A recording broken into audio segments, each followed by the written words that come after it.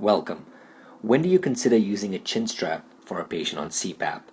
There are various scenarios that need to be considered or may lead you to the consideration of using a chin strap on patients with CPAP.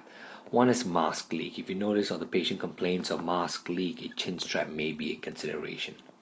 Dry mouth as well is another common complaint in patients who may need the chin strap. An elevated apnea-hypopnea index as well is another clue to using a chin strap. Or a spouse's complaint of still snoring despite being on CPAP warrants further investigation and consideration for a chin strap. Now, most of the time, the chin strap is used in conjunction with a nasal mask or a nasal pillow. Now, this is because a patient may also be a mouth breather, even though they request a nasal mask or nasal pillow.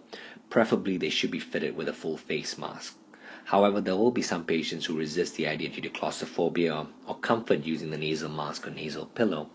In this situation, you may want to add a chin strap to help them keep their mouth closed as they're using the nasal mask or pillow at night during sleep. An elevated AHI may be a clue. Now, the apnea-hypopnea index of above 5 may indicate that the patient is getting ineffective treatment of their sleep apnea, whether it's obstructive or central. And this can be verified by the compliance data that shows a leak of more than 30 liters a minute and it being at the 95th percentile mark. Now, this will indicate a clinically significant leak, and depending on which mask the patient is using, they may need a chin strap with this. This is assuming the mask is new and clean, and the patient usually doesn't have this. The patient has this problem persistently despite changing a new mask.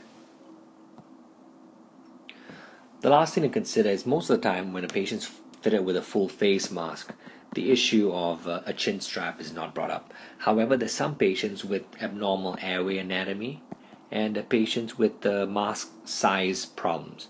So the airway itself, for example, if they have a large jaw or their upper airway anatomy is abnormal, or even as they fall asleep, the jaw may slack back as the patient falls into deeper sleep. That may lose adherence between the jawline and the mask itself, causing persistent air leaks to occur.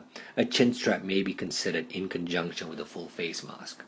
The mask size as well is important, as you want to make sure that the mask covers the areas that it should cover, including the edges of the mouth, and go below the lip sufficiently so that if minor movement of the jaw does not cause significant air leak to occur. And those are some of the reasons why you would consider a chin strap for most patients with CPAP. Thank you.